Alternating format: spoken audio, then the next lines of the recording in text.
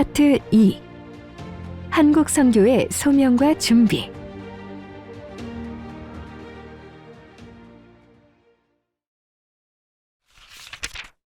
한국의 상황. 1885년 4월 5일 일요일 오후, 한국 선교의 긴 여정을 끝낸 아펜젤러는 한국을 바라보면서 다음과 같은 기도와 소명을 다짐한다. 우리는 부활절에 이곳에 들어왔습니다.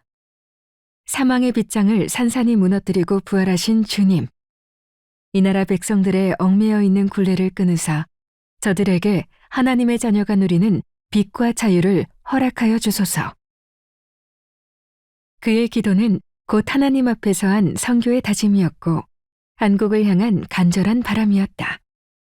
사망의 빗장을 깨트리고 구원을 주신 하나님께서 이 백성을 하나님의 자녀로 삼아주시고 진리로 모든 속박에서 벗어나게 하시어 빛과 자유를 누리도록 복음을 전해야 하는 사명이 오늘 우리에게 있음을 그의 기도를 통해 다시금 생각한다는 것이 소중한 의미를 지닌다고 할 수 있겠다. 이러한 그의 선교의 모습과 함께 생각해야 할 점은 하나님의 역사하심이 얼마나 깊은가 하는 것이다.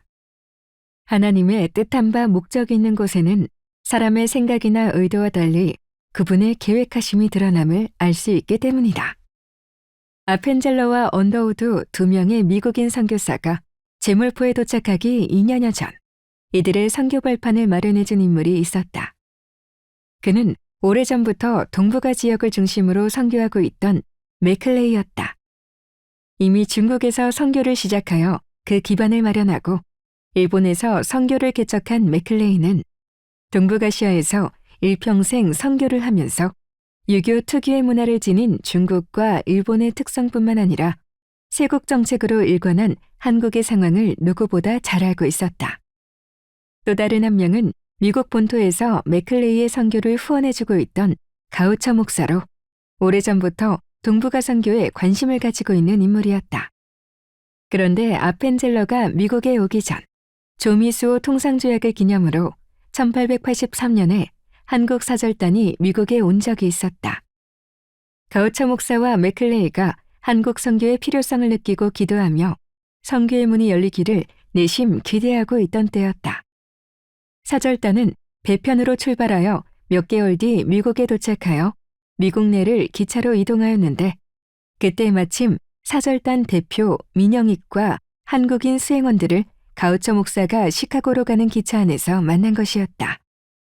보빙 사절단은 갓을 쓰고 한복을 입고 있었기 때문에 멀리서도 눈에 띄는 모양새를 가지고 있었다.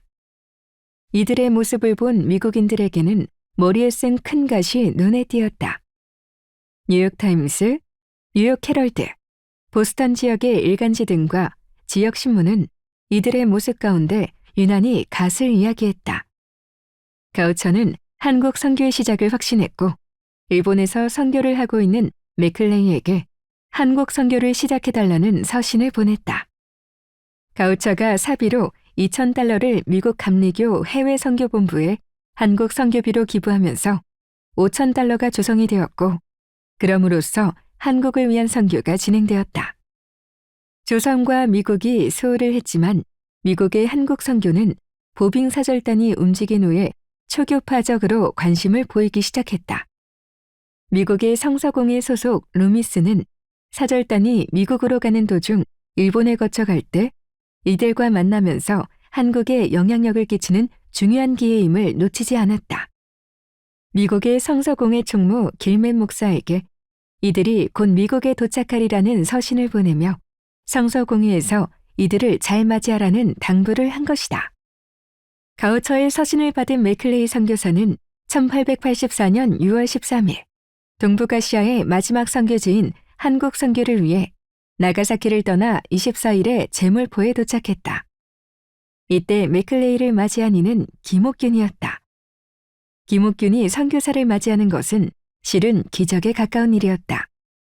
불과 몇 해 전만 해도 김옥균은 기독교 탄압을 옹호하면서 일본의 근대화를 모방하며 한국의 급진적 근대화를 원한 인물이었기 때문이다. 하지만 맥클레이 선교사가 한국에 도착했을 당시에는 그의 정치적인 신변이 매우 위태로웠다. 당시 정부의 주도권을 잡고 있던 민씨 세력과 수구 세력은 청을 중심으로 한국의 근대화를 고려했고, 당시 경제 위기로 인해 당호전이라는 돈을 주조하여 경제 위기를 타개하려고 했으나 김옥균은 물가 폭등의 이유로 일본의 차관을 요구했다. 처음에 고종이 이를 허락했으나 민씨 세력과 주도권 싸움으로 인해 차관 도입이 전방위적으로 방해를 받으면서 결국 김옥균의 요구는 실패하고 말았다. 이를 계기로 김옥균은 미국행을 도모하고 있던 시기였다. 이러한 정치적인 상황 때문에 맥클레이는 타도의 대상이 아닌 환영의 대상이 되었다.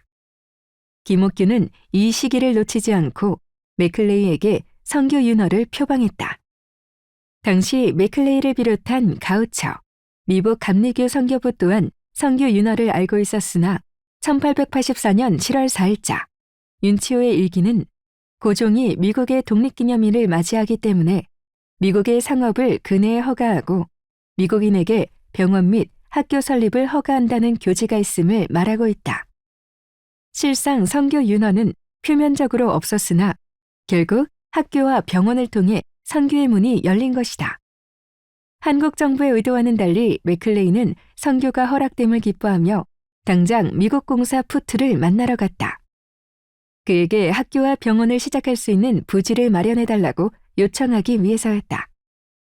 푸트 공사는 이를 위해 토지를 마련했고 이제 선교만 시작되면 개신교 선교의 문이 열리게 될 것이었다.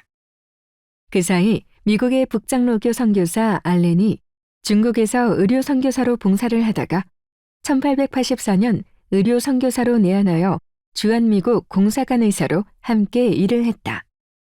미국 공사는 맥클레이가 마련한 감리교 부지를 알렌에게 주면서 의료 선교를 함께 할 수 있도록 했는데 이러한 모습은 맥클레이의 선교 준비가 선한 모습으로 연합을 이루었기 때문에 가능한 것이었다. 흔히 장로교와 감리교 양교단에서 선교를 누가 먼저 시작했는가 하는 주도권 문제는 한국 교회사를 교단 중심으로 보기 때문에 일어난다. 한국 선교의 시작은 이렇게 연합으로 시작되었다. 1884년 12월 4일 우편개통을 담당하는 우정총국 개국 축하연이 있었다. 축하의 자리도 잠시 김옥균을 중심으로 일본의 근대화를 모델로 삼았던 개화파는 박영효, 서재필, 서광범, 홍영식, 유형로, 이규환, 박영교, 서재창, 정남교, 신흥이 등이었다. 이들은 김옥균의 일본 차관 도입 문제 등으로 정치적 운신이 좁아졌기 때문에 일본 공사 다케조의 신이치로의 협조를 근거로 민씨 척족 세력과 수구파에 대항하여 정변을 일으키게 된다. 이것이 갑신정변이다. 개화파는 사전 준비로 폭탄을 터뜨리려고 했으나 불발이 되면서 이웃집에 불을 냈고 축하연 장소는 점등하는 순간 순식간에 아수라장이 되었다. 민영익과 몇 명은 상황을 살피기 위해 밖으로 나가려다가 개화파가 준비한 자객에게 민영익이 심한 부상을 당했고 자상으로 인한 과다출혈로 온몸이 피투성이가 되었다. 개화파는 연회장에 참석한 수구파와 관련된 주요 세력을 제거하려고 했다. 그 가운데 민영익은 주요 대상이었기 때문에 심한 부상을 입은 것이다. 사경을 헤매는 민영익을 두고 어느 곳에서 누구에게 치료를 맡길지가 중요했다. 이 문제를 두고 청나라에서 파송한 우리나라 최초의 독일인 고문 멜렌도로프가 고심을 했다. 그리고 일찍부터 자리를 잡고 있던 일본 군병원이 아닌 미국 공사 소속 의사 알렌에게 맡기기로 결정했다. 한편 이날 알렌은 아내와 함께 정동을 거닐며 달빛을 구경하고 있었다. 이러한 평온함도 잠시 알렌은 급하게 멜렌도르프의 집으로 가서 피투성이가 된 민영익을 보았다. 갑신정변으로 국내 정세가 급변한 줄 안 외국인들은 인천 제물포로 도주하여 출국을 대기하고 있었다. 이러한 때의 알렌은 자신의 신변조차 돌볼 수 없었다. 그저 자신이 가진 의술과 하나님밖에는 의지할 것이 없었다. 그는 민영에게 자상을 소독하고 명주실로 봉합하고 지혈시키는 방법을 택했다. 이전에 민영에게 자상을 보고 포기한 14명의 한의사는 아연실색했다. 이들은 상처에 고약을 넣으려고 했지만 27군데의 상처를 지혈하면서 동시에 봉합하는 힘든 수술을 하는 자신들과는 전혀 다른 서양 의술을 보았기 때문이다. 한의사들은 이러한 알렌을 의심하기 시작했고 주변에서 여러 이야기가 나왔기 때문에 알렌의 신변은 안전을 보장할 수 없었다. 조마조마한 순간이었다. 기적이 나타나기를 기도하며 4일이 지나 12월 8일이 되었다. 민영익이 소생했다는 소식이 알렌에게 들려왔다. 알렌은 그의 안전뿐만 아니라 모든 상황을 역전시키는 순간을 경험하였다. 고종은 알렌의 서양 의술을 드높이 칭송했을 뿐만 아니라 미국이라는 나라에 대해서도 호감을 갖게 되었다. 한국의 정세는 안으로는 내란을 경험하며 외부로는 강대국들의 압력을 받으면서 정세는 점점 어수선하게 흘러갔다. 한국 선교 준비 과정. 갑신정변은 한국 내외의 경계를 더욱 날서게 했다. 어떤 선교 사업도 힘든 상황이 지속되었다. 외교 관계에 있던 외국 공사조차 신변의 안전을 보장받지 못하는 상황이었다. 하지만 이러한 상황 가운데에서 미국 북감리교 해외선교부는 한국에 선교사 파송을 요청했고 이에 대해서 제일 먼저 지원한 이가 의사 스크랜턴과 그의 어머니였다. 스크랜턴은 1884년 10월에 한국 의료선교사로 임명되었고 12월 4일에 선교사로 인수받는다. 가족 구성은 아내와 2살 난 딸이 있고 스크랜턴의 어머니 스크랜턴 여사가 있다. 스크랜턴 여사는 여성 선교를 위해 한국에 파송된 최초의 여성 선교사로 이화여자대학교의 전신인 이화학당을 세운 인물이다. 이후 아펜젤러는 아내와 함께 한국 선교를 지원했고 선교의 절차를 위해 샌프란시스코로 갔다. 샌프란시스코에서 아펜젤러는 함께 한국 의료선교사로 파송될 스크랜턴 가족을 만나 한국 선교에 대한 계획을 세웠다. 그리고 1885년 2월 2일 파울러 감독은 아펜젤러의 부인 엘라 아펜젤러를 아펜젤러의 한국 선교를 돕는 조력자로 임명하였다. 1885년 2월 3일 드디어 아펜젤러 부부와 스크랜턴 가족이 아라비코에 승선하였다. 샌프란시스코에서 요코하마로 가는 여정은 23일이나 지속되었다. 기나긴 항해 가운데 기상은 그리 좋지 못한 날도 많았다. 많은 승객이 태평양의 풍랑을 경험하기도 했는데 이때 아펜젤러는 선상에서 하나님의 말씀으로 사람들을 위로해 주기도 했다. 스크랜턴은 아펜젤러의 선상 설교를 너무 선명하게 기억하고 있었다. 특히 출애굽기 17장 6절에 하나님께서 모세에게 명하여 바위를 쳐서 생수가 나오게 하는 말씀을 전하는 아펠렌저의 모습을 잊지 못한다고 했는데 풍랑 속에서 했던 그의 말과 행동에서 특유의 긍정적인 인상을 받았다고 한다. 23일이 넘는 긴 항해 끝에 아펜젤러는 저 멀리 육지를 볼 수 있었다. 너무 기쁜 나머지 그 느낌이 마치 인생을 마감하고 도착하는 황금의 해변가와 같다고 말한다. 1885년 2월 26일 저녁에 일본 요코하마에 도착한 아펜젤러 부부와 스크랜턴 가족은 일본 선교지부에 초대되어 긴 여정을 안전하게 지켜주신 하나님께 감사하는 예배를 드린다. 밤이 깊어 하룻밤을 아라비코에서 지낸 아펜젤러 부부와 스크랜턴 가족은 낮에 눈보라가 휘몰아치는 일본의 풍경을 보았다. 그리고 일꾼들이 짐을 나르고 있었다. 얼마 지나지 않아 아펜젤러와 드류 신학교 동창인 데이비슨이 와서 일본에 방문한 아펜젤러와 스크랜턴 일행을 환영해 주었다. 아펜젤러가 일본 내지인 나가사키에 가면서 받은 인상은 일본의 서구화된 건물과 거리의 모습이었다. 그리고 일본에 있는 감리교 건물이 교회, 학교, 병원이 함께 있는 복합적 공간인 것을 보고 영감을 받아 서울에 감리교 건물을 세울 때 반영했다. 그날 오후 요코하마에 들어온 아펜젤러는 한국 선교 준비를 위해 최소한 2주 정도 기다리라는 말을 들었다. 드디어 2월 28일 주일에 아펜젤러는 한국 선교의 발판을 마련해준 동북아시아의 선교사 맥클레이를 아오야마에서 만났다. 그곳에서 맥클레이는 많은 이야기를 해주며 자신이 일본과 한국의 선교 책임자이지만 한국의 실제 책임자로서 아펜젤러의 역할이 중요함을 말했다. 그 이유는 건강상의 이유로 한국에 재방문하는 것이 쉽지 않고 한국과 일본의 서신 왕래는 최소한 한 달 이상이 걸린다는 것 때문이었다.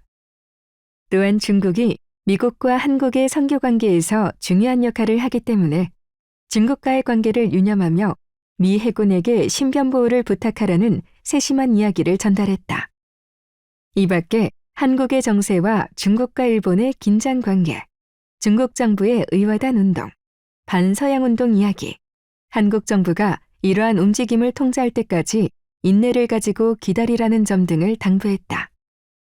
아펜젤러는 같은 날에 작은 집을 빌려서 교회로 개조한 곳인 일본인 감리교회에서 예배를 드리며 주일학교 등을 방문했다.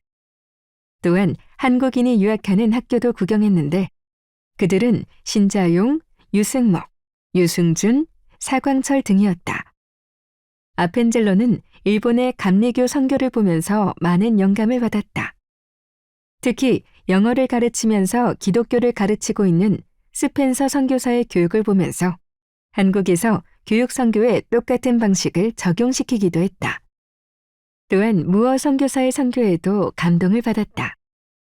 무어 선교사는 성실하고 신실한 사람으로 선교사들 사이에서도 신실하고 정직하며 헌신적으로 선교하는 자로 소문이 나 있었다. 그는 일본 정부로부터 국립대학에서 가르치라는 제안을 받았지만 조금도 망설임 없이 선교에 헌신하는 것을 선택했다고 한다. 이러한 모습은 후에 아펜젤러 또한 한국 정부로부터 국립학교에서 가르칠 기회를 제안받았지만 이를 포기하고 선교를 선택하는 모범이 되었다. 일본에서 기독교 선교의 모습과 한국어를 보면서 한국 선교를 준비하고 있던 아펜젤러는 한국 선교가 가능함을 듣게 되었다. 윌리엄 스크랜턴은 아펜젤러에게 혼자서 한국에 들어갈 것을 제안했고 의료 선교사가 들어가기 전에 목사 선교사가 먼저 도착해야 함을 말했다. 하지만 아펜젤러는 아내를 데리고 가기로 결심했다. 은둔의 나라를 향하여 1885년 3월 23일 주일에 아펜젤러 부부는 증기선 나고야마루를 타고 최종 목적지인 인천 제물포를 향했다. 도착 날짜는 13일을 전후로 예상했다. 나고야마루호는 아펜젤러가 한국 정치인과 문화를 처음 접한 곳이었다. 그는 요코하마에서 고베로 가는 한국 정부 관료들과 멜렌도르프를 만났는데 이들은 갑신정변 때 한국 군인이 일본 영사관에 불을 질러 외교 조약을 어긴 일을 사과하기 위해 가는 길이었다. 3월 24일 아펜젤러는 밀렌도르프와 장시간 이야기하는 기회를 가질 수 있었다. 아펜젤러는 일본과 중국이 한국에서 치열한 주도권 싸움을 하고 있다는 이야기를 들었다. 얼마 후 아펜젤러 부부가 밀렌도르프와 이야기하는 동안 생소한 경험을 했다. 아펜젤러의 한국인 선생이 밀렌도르프와 아펜젤러에게는 인사를 하고 그의 아내 엘라 아펜젤러에게는 인사를 하지 않은 것이었다. 한국의 남녀차별을 경험한 아펜젤러 부부는 이후 한국인의 여성인식에 대한 교육뿐만 아니라 여성이 차별받지 않는 문화를 만들기 위해 더욱 열심을 다해야겠다는 생각을 했다. 3월 26일 배가 고베에 잠시 정착했을 때 한국 정부 관료들과 멜렌도르프 일행은 고베에서 내렸다. 그리고 아펜젤러의 선교 동역자 언더우드 선교사가 탑승하였다.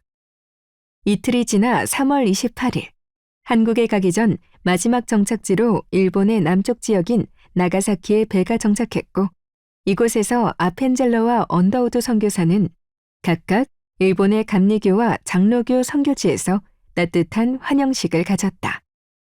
그리고 31일에 작은 증기선 세이료마루호에 짐을 옮겨 실었다. 아펜젤러는 수첩에 이렇게 적었다. 운둔의 나라를 향해 세이료마루호에 승선했다. 3월 31일 나가사키의 여명이 밝아왔다. 우리에게는 역사적인 날이다. 한국까지 우리를 맞아준 일본의 미국 선교사들에게 감사를 드린다. 우리가 오기 전에 맥클레이와 알렌에 의해 선교가 준비되었다. 우리는 미지의 땅으로 간다. 성령의 인도하심과 보호하심과 평강의 능력이 우리와 함께 하시길 기도한다. 배는 한국에 도착하기 전 일본의 작은 섬 2곳에 정착했다. 그리고 4월 1일 밤에 부산에 도착했다. 아펜젤러는 그의 노트에 다음과 같이 기록했다. 4월 1일 밤 12시 30분에 부산 항구에 떨어졌다. 아내 엘라 아펜젤러는 저녁 내내 무척 아팠다. 항구 전체를 바라보면서 한국의 언덕을 처음 보았다. 이러한 언덕을 보면서 교회가 저 언덕에 세워지기를 기도드렸다. 아침 햇살은 부산을 더욱 선명하게 보게 했다. 그리고 4월 2일 아침 8시 15분에 작은 마을을 바라보았는데 초가집에 돌담이 있는 가트 모양의 집들이 보였고 다른 쪽에는 나무가 없는 민둥산이 있었다. 오전 9시가 되자 아펜젤러는 로바트의 안내로 부산을 돌아다녔다. 항구에서 3마일 떨어진 곳을 걸으면서 가파른 길을 걷기도 하고 경작지를 둘러보기도 했다. 부산 체류를 마치고 4월 3일 제물포로 출발했다. 한반도의 남단을 돌아 서해로 가는 동안 풍랑과 높은 파도로 배가 느리게 움직였고 대부분 사람이 뱃멀미로 고생을 했다. 그렇게 시간이 흐르면서 어느덧 제물포 항구에 다다라 닻을 내렸다. 날씨가 흐리고 비가 왔지만 약속이라도 한 듯 배는 부활주일인 4월 5일 오후 3시쯤 도착하였다. 하지만 한국에 도착한 아펜젤러 부부와 언더우드를 환영해주는 이는 아무도 없었다. 선교 현장에 현실 앞에 놓인 것을 마주한 순간이었다. 이제는 선교지에서의 신변을 걱정해야 하는 형편이었다. 배가 정박하는 동안 아펜젤러는 미국의 선박 50피호가 눈에 띄었다. 그리고 썰물로 인해 제물포항에서 1.5마일 떨어져서 정박해 있었다. 그리고 작은 배가 와서 짐을 옮겨 싣고 있었다. 100명이나 되는 인부들이 화물을 향해 덤벼들었고 사람들의 끊임없는 구함 소리만 들릴 뿐이었다. 작은 나룻배로 1시간이나 걸려서 육지에 다다랐다.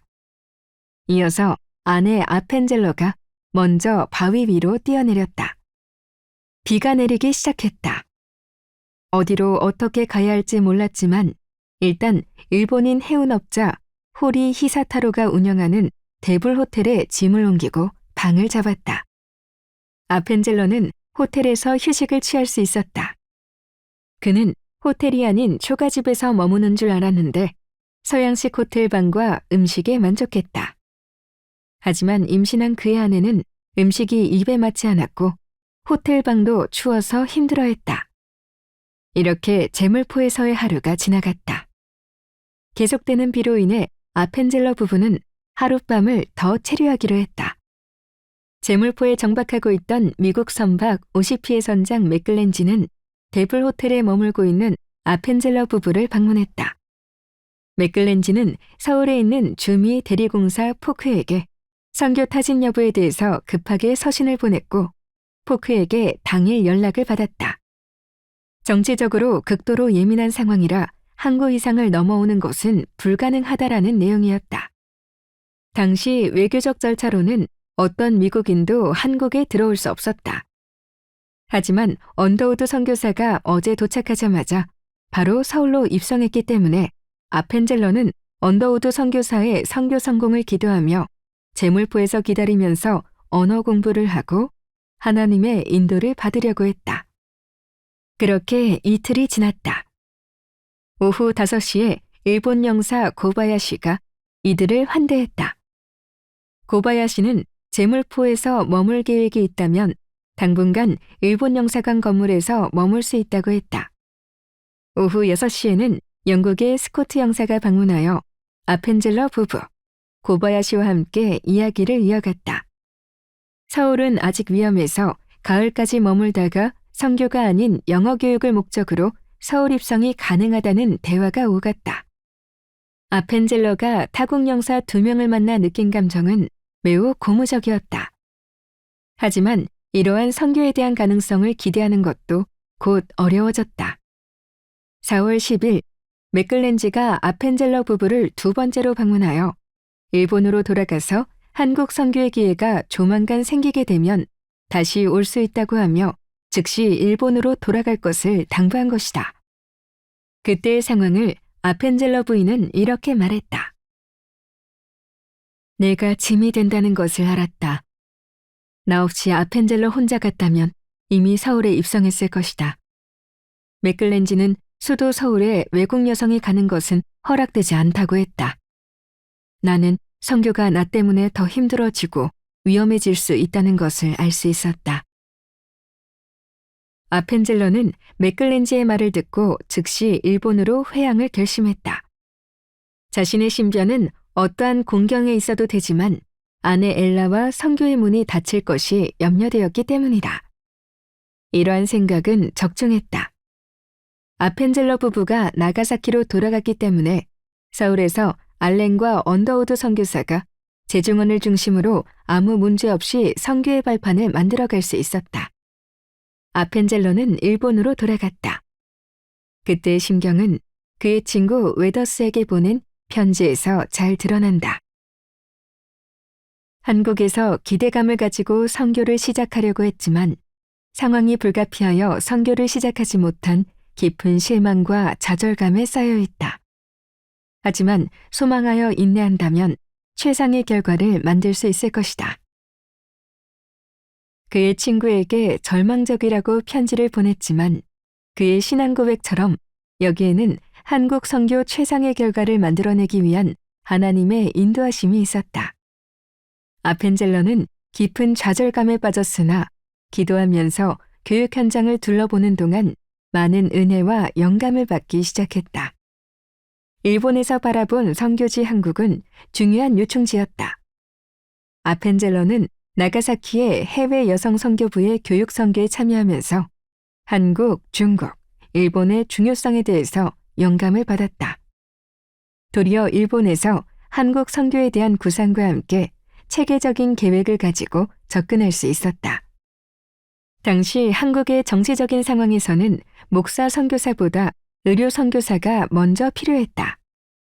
따라서 아펜젤러 선교사보다 스크랜턴 선교사가 한국에 먼저 들어갔다.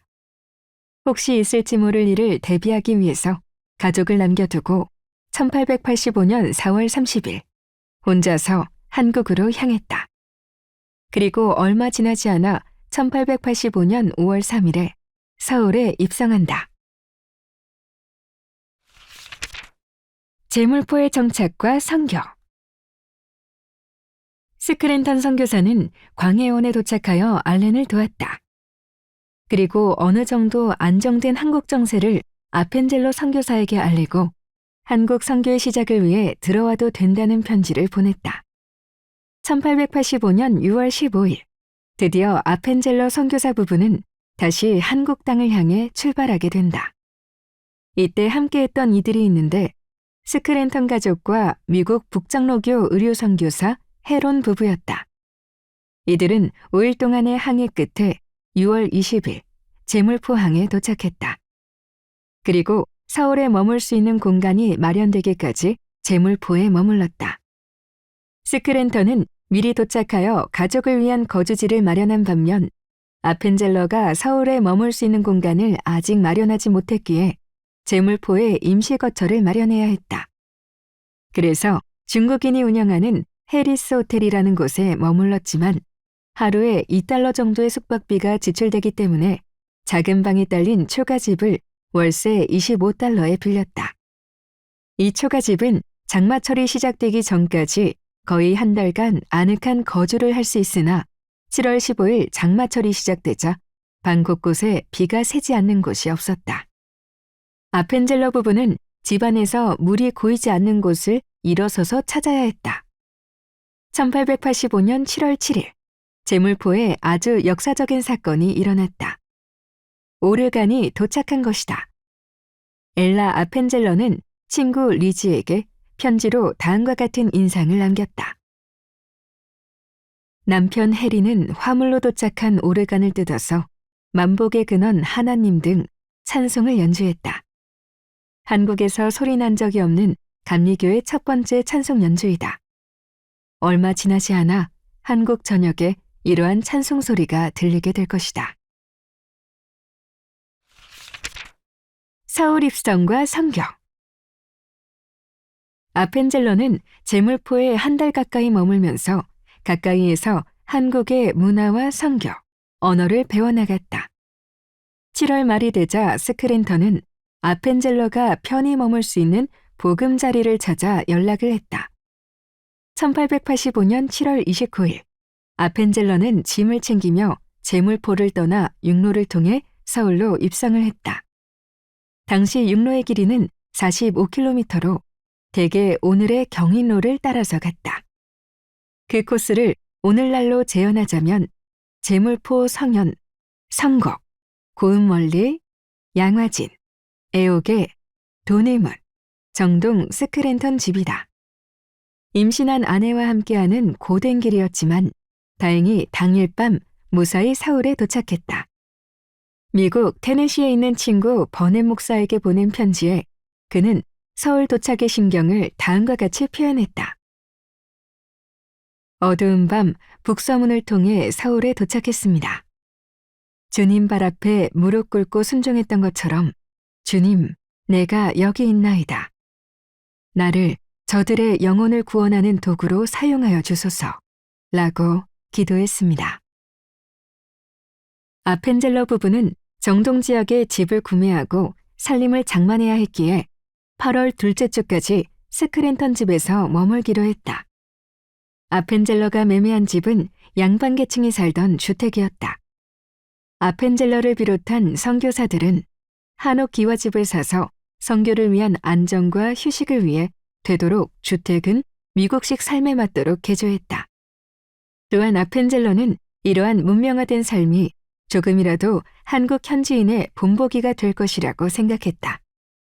또한 선교사들은 무엇보다 험난한 선교지에서 가정을 지켜나가고 싶었다. 아펜젤러는 임신한 아내와 곧 태어날 태아를 위해 안정된 주거가 필요했다. 따라서 집을 계속 고쳐나갔다. 이렇게 가정을 위한 주거지를 완성해갈 무렵 1885년 11월 9일에 우리나라 최초로 서양인 아기가 태어났다. 바로 아펜젤러의 큰딸 앨리스 레베카 아펜젤러이다.